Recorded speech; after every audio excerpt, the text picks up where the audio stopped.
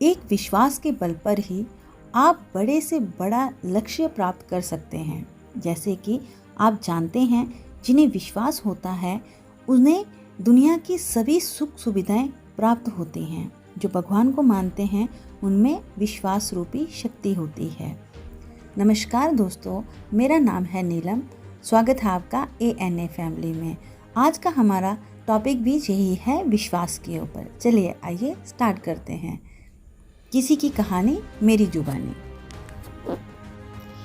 एक गांव में एक बहुत साधारण सा एक व्यक्ति रहता था। उसे भगवान पर बहुत अटूट विश्वास था। जब भी कोई उस व्यक्ति से हालचाल पूछता, वो आगे से बोलता, ठाकुर जी जाने। उस गांव में एक ठाकुर जी का मंदिर था। उन्हें उन पर बहुत विश्वास था।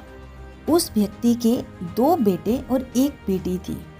उसको बेटी की शादी के लिए पैसे चाहिए थे, तो गांव के किसी सेठ से उसने पैसे उधार लिए, कर्ज लिया उसने।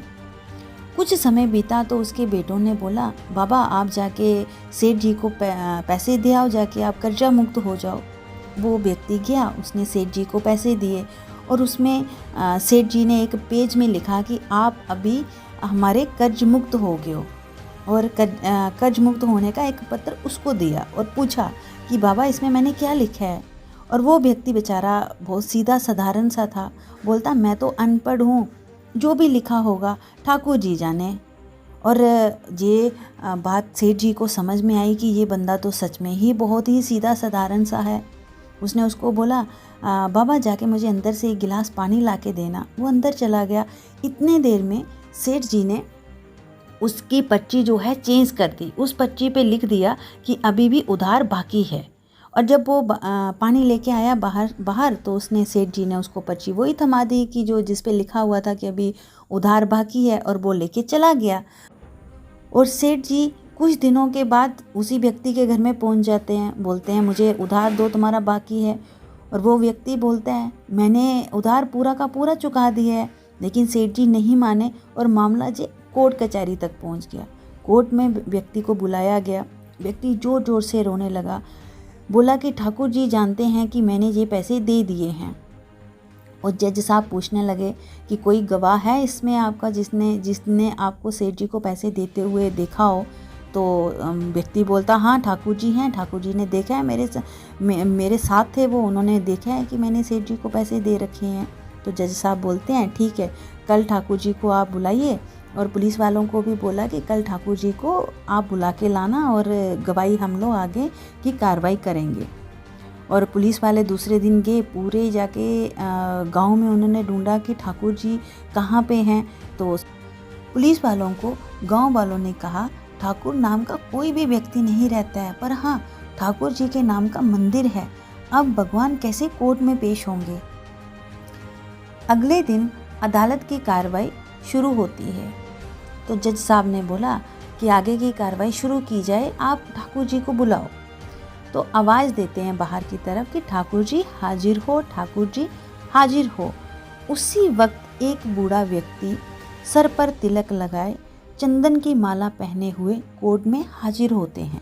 उस व्यक्ति ने कटघरे में खड़ा होकर बोला, सर मैं ठाकुर जी हूँ, बताइए क्या बात है। जज साहब ने कहा, ठाकुर जी आप इस व्यक्ति को जानते हो और इसने आपके सामने सेठ जी को पैसे दिए थे पूरे।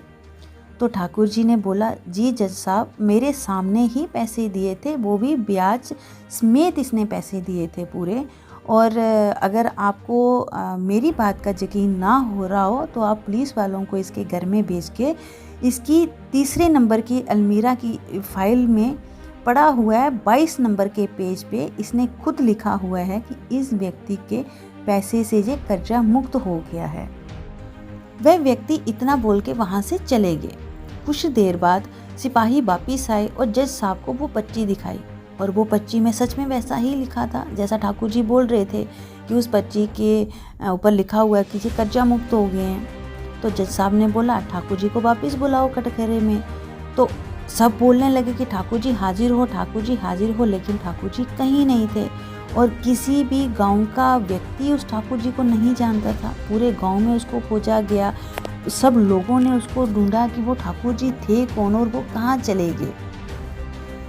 जब उनको पता चला कि इस गांव का भी नहीं था, कोई इसको जानता भी नहीं था और ये बात सच है, और उस बंदे का विश्वास था जो हर वक्त बोलता था ठाकुर जी जाने, ठाकुर जी जाने। जज साहब ने बहुत ही बारीकी से इन सब बातों को जाना और उन्होंने माना कि हाँ, वो सच में ही ठाकुर थे, मतलब वो भगवान ही थे। और उसी वक्त उस जज ने अपने पद से इस्तीफा दे दिया। वो पूरे भारत सभी मंदिरों में घूम घूम कर उसके दरबार पर मिट्टी को अपने सर से लगाते थे, किसी मंदिर में बैठते नहीं थे। जज साहब कहते थे, हमने भगवान को अदालत में बुलाकर खड़ा किया था, फिर मैं किसी मंदिर में कैसे बैठ सकता हूँ। इस तरह जज साहब काफ़ी बदल गए। यदि आप भी भगवान के ऊपर विश्वास करते हो, जब भी कभी आपके ऊपर बुरा वक्त आए, भगवान ऐसे सामने तो नहीं प्रकट हो सकते हैं, पर किसी न किसी रूप में आकर आपकी मदद वो ज़रूर करते हैं।